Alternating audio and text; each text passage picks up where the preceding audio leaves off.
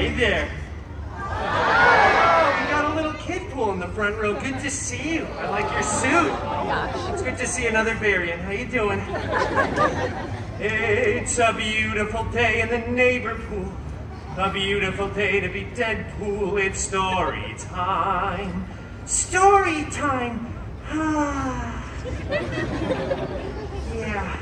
We got any fans of Mr. Rogers out there today? Right, very vocal. I'm a pretty big fan of Captain America myself. Are you all ready for story time? Well, that's good to hear because I certainly have a story to tell. Gosh, I love to talk. Today's story is a beloved bedtime classic, mashed up with a very profitable licensing agreement. You guessed it, it's Cinderpool. Oh, stop, I haven't even started it yet. Now you can cheer more if you'd like. Thank you so much. All right, well that doesn't work. Okay, very nice. All right, look at these adorable pictures, by the way. Look how cute Dogpool is, huh? Well, thank you so much for clapping. I scribbled these myself. Once upon a time. You know what? It just feels wrong when I'm doing it with myself. Why don't we all say it whoa, let's just say it together now, shall we? 1, 2, 3. Once upon a time. Wasn't that so much more fun and interactive when we were all in this together?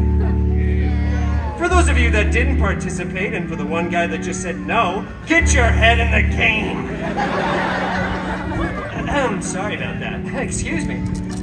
Well, anyway, upon that time, once, Cinderpool lived in a big mansion with his shiny-headed step-professor and a bunch of hideous step-mutants. The biggest one, Colossus, was always making up stupid rules that no one cared about. Like, please stop labeling other people's food in the fridge with your own initials. And for the love of Feige, stop hanging your underwear from the ceiling fan. How else am I supposed to air that out? Well, anyway, the other main step mutant, Negasonic Teenage Warhead. Such a cool name. I know, right? She was always just texting and rolling her eyes. They were both super jealous because Cinderpool had a much, and I do mean much, larger fan base. They don't call this story time with Colossus now, do they? One day, an expendable non-union extra came running across the mansion grounds, screaming. King Thanos was planning the biggest battle of Phase 3. Yeah, the last truly relevant phase. Cinderpool desperately wanted to go to this big battle, but Colossus said, no, too dangerous. Cinderpool don't know how to be part of team. And then Colossus ripped up Cinderpool's nicest costume before Negasonic Teenage Warhead, again, such a cool name, made it explode into 1,000,000 pieces with her mind powers. And then popped her gum. So Gen Z. Oh, on fleek. Sigma. No cap. Oh, did I do it right, kid? Okay, that's good. Cinderpool felt very bummed and felt very vulnerable and exposed. Minus 100,000 aura, as Negasonic would say.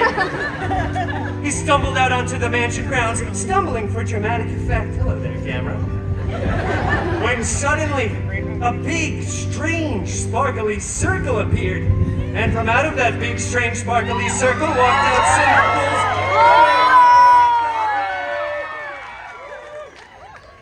Wolverine! Alright, come on, Loki Bear, you have to actually step through the big, strange, sparkly circle, otherwise the audience isn't going to know that you're here yet. Yes! Oh man, I'm so glad we get to tag team this together. Yesterday I had to do it with myself. I do. Alright, let's get started, shall we? Oh, fairy, hairy god mutants, Wolverine! I desperately want to go to this big battle, but my mean step mutants vaporized my costume. Shut up! Growled Wolverine, lovingly. What? Well, I have to go to the big battle. I need a new costume. So just get another costume then. And stop writing me into these stories. Okay, well, after that very sage and somewhat Australian advice, Cinderpool headed off to the wardrobe department to get a freshly laundered costume. Now that he was looking very cutesy and very demure, he finally... Oh, thank you. He finally went off to that big battle. Cinderpool missed most of it, though, because he stopped for some delicious chimichangas along the way. Yeah, Gimple knows. Yeah, exactly. Always get a little chimichanga in the front row. You deserve another high five. Yeah. He would have been late to this battle, too, clearly. All right, well, anyway, was very late to this battle, but I just want to be clear. The Avengers were still winning. Captain America looked so cool and so ruggedly handsome in those pants. Oh, I love Mr. Rogers. And meanwhile, Cinderpool's fairy hairy god mutant Wolverine was... I'm going to Pim's. Alright, Pim's Test Kitchen. Bye, Wolvie. Thank you for coming, Logie Bear. Well, that's alright. I don't think we really had the rights to him back then anyway. Well, moving on along, then, as the aliens were finally fleeing away in defeat, Cinderpool saw something on the steps of one of the spaceships. It was a single glove. High five, Kidpool. Here we go. Wow, this glove was so fancy. Big and gold with beautiful jewels. I think there were 6 of them, not that that's really relevant information. I wonder who this fits, thought Cinderpool, before trying it on. After some clicking, whizzing, and whirring, it adjusted right to Cinderpool's arm. Then, out of nowhere, Iron Man came flying in out of left field, screaming, "Please take that off. This is my sacrifice to make. I really don't want to be Iron Man until I'm 90. In fact, I would rather be doomed than be Iron Man again. Doomed, I tell you." Trust me, I am just as confused as you guys are. And then other, much less relevant Avengers came running in too, saying things like, "Please put that down, that's not a toy, whatever you do, do not snap."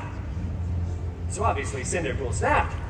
Oh, Cinderpool snapped a bunch, both physically and mentally. And then the weirdest thing happened. It was probably unrelated to Cinderpool's actions, but half of everyone kept disappearing, and then reappearing, and then disappearing again. So many people were crying. Tony said, "I love you" like 3,000 times, which was kind of weird. But eventually, everyone did come back. Except for those that text and called during the movie theater experience. We didn't want them back. Yeah, but everyone else did.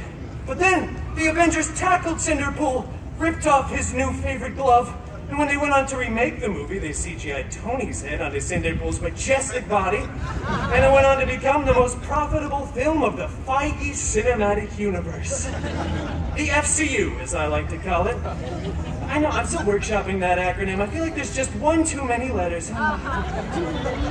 Well, anyway, everything worked out for Cinderpool, because all Cinderpool went on to start his own, even more successful franchise. Yeah! Thank you. Yeah, who's relevant now? It was so successful, in fact, that Cinderpool was eventually invited to be part of the Avengers Endgame 2. Electric Boogaloo. Yeah, in theaters at, well, some point. Well, that's the end. Game, if you will. All right, we got like 7 people that enjoy puns. That's nice. Didn't practice that in the shower all morning or anything.